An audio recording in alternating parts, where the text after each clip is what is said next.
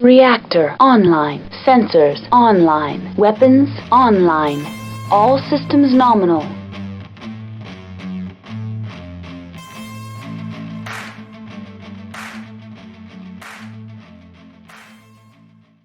Hello everyone, today is June 14th. Today is a weird day and is in the middle of a weird year.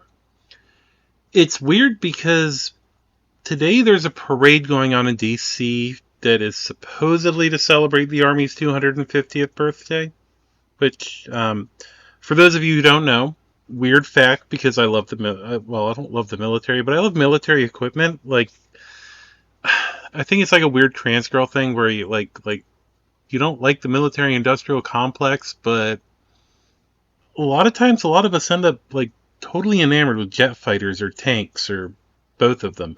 And the United States Army was apparently established in 1775. I learned this in basic training. It was June 14th, 1775.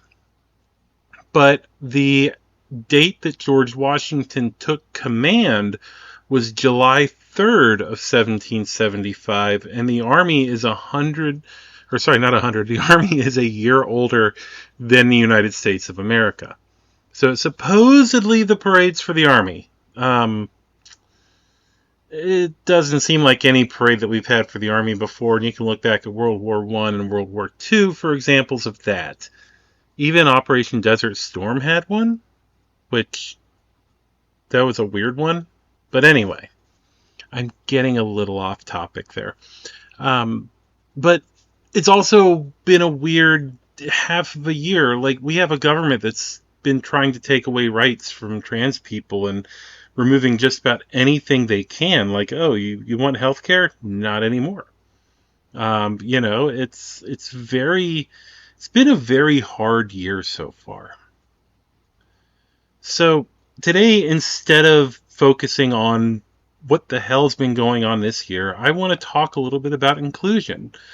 And I also want to show you something that I've been involved in, as well as many other people, and that would be the Pride Mech Parade. Now, it's my understanding, as far as I understood, it was mainly on Bluesky, but there's also some people doing it on like the Battletech, not Discord, the Reddit and stuff like that. I'm focusing on the one on Bluesky. Why? Because it's easy for me to access, and it's easy for me to look at when everything was done, and I don't have to go through a billion posts to find an image. So, we're gonna look at those miniatures. You're gonna get a pride parade today, essentially, and I want to say all the artists are amazing. I love everything they've done. There are a few of my own in there. Credit is given to everyone.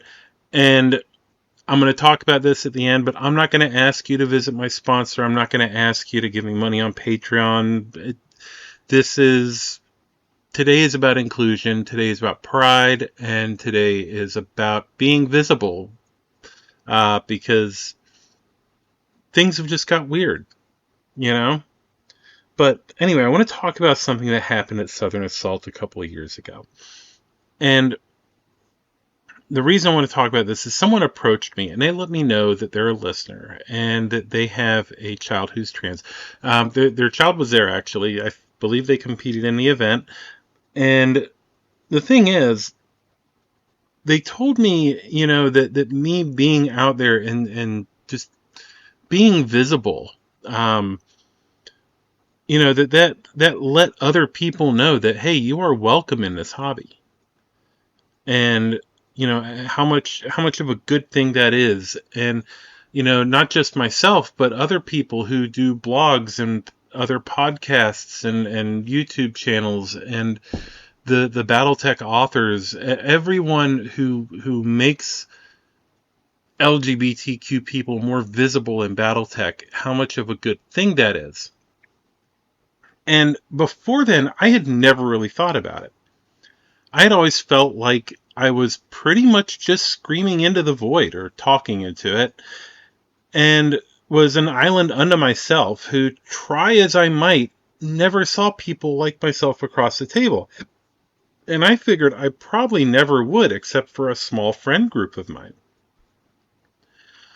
So I do know that you can have like this feeling of loneliness in a tabletop game. I mean, hell, to be fair, women playing war games is still a relatively rare occurrence, even more so trans women. And, knowing that what I do, just being a nerd, fixated on a game that I have stuck with since adolescence and sharing that, sometimes very poorly. Speaking of which, I totally apologize to anyone who listened to the Wars of Reaving episode I did. It was bad. I admit it. I'm not good at doing like history stuff. I leave that to the people who are. I talk about products and mechs and shorter content videos than some other people, but yeah, I do apologize about the Wars of Reaving, the coverage. Anyway, my my ADHD is making me like kind of go into tangents here. I apologize. So the fact that what I was doing, aside from that horrible episode, was making people feel like they could feel safe in the hobby. They could do this and feel invited into it and welcome. That made me feel really good. And I still think about that.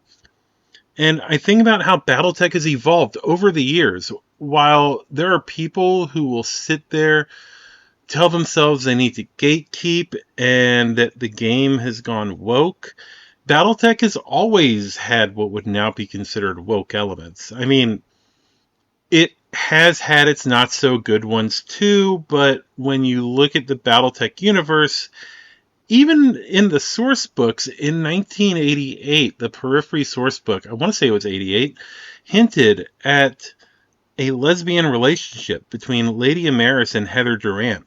And given the way things were worded, might even have been indicating that that was part of a larger polyamorous relationship involving her husband, not between Lady Durant, but anyway. We've had other moments too. We had a moment in the Blood of Kerensky trilogy where Phelan was pondering if Vogt might be a trans man in more 90s language, but it was still what he was wondering when he was trying to figure out who the hell Vogt was. Now, nowadays, we have real representation in the universe, though. We have Fox Patrol, who has either actual queer characters or ones who are queer-coded. We have the Ghost Dogs, who have a paint scheme which closely resembles the trans flag colors, and their logo is, well, it's full-on trans flag colors.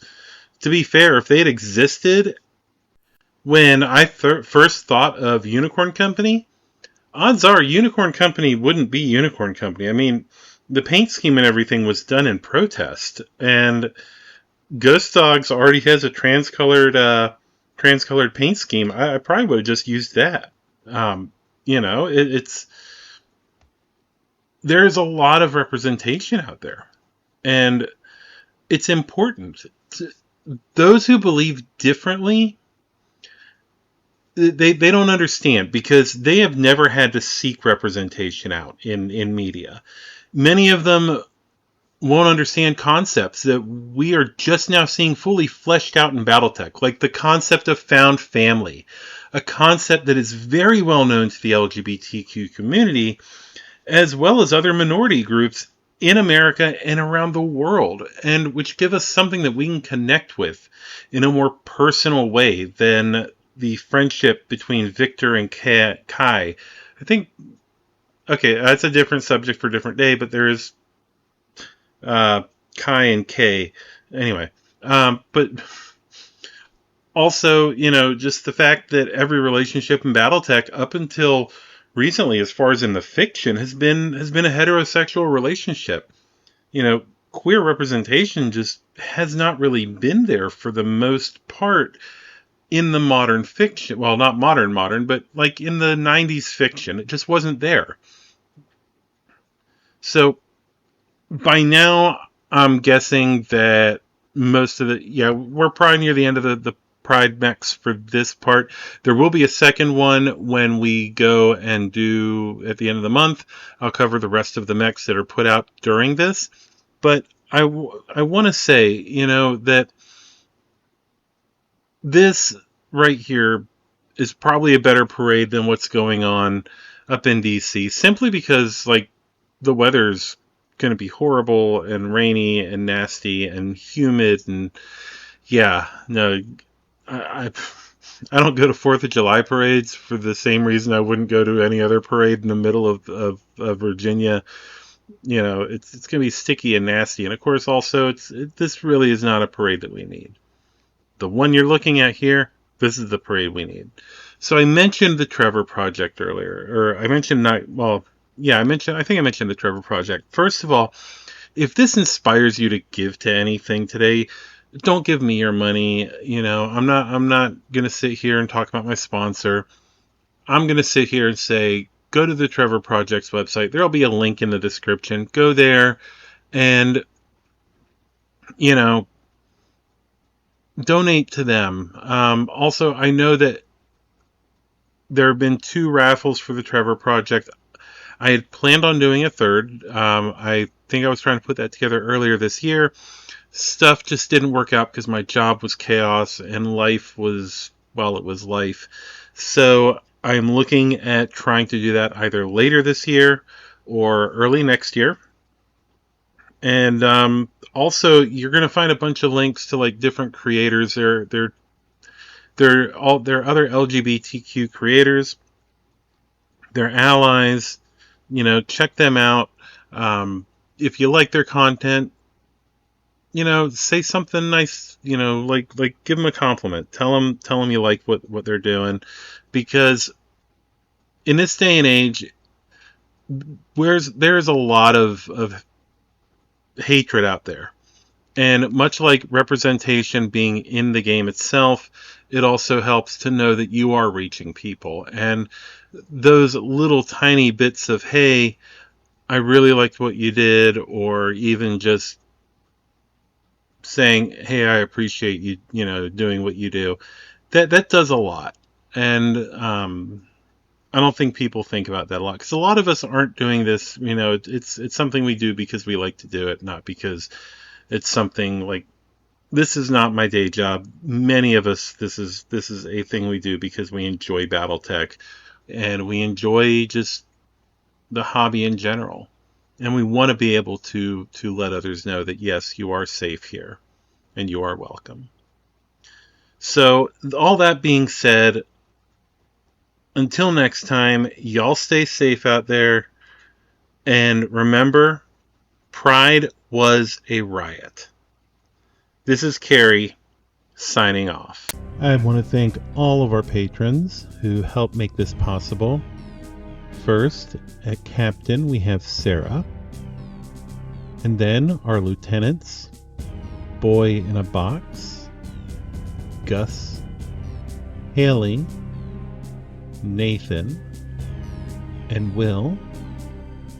And then our sergeants, BZ Archer, Faz, Steven,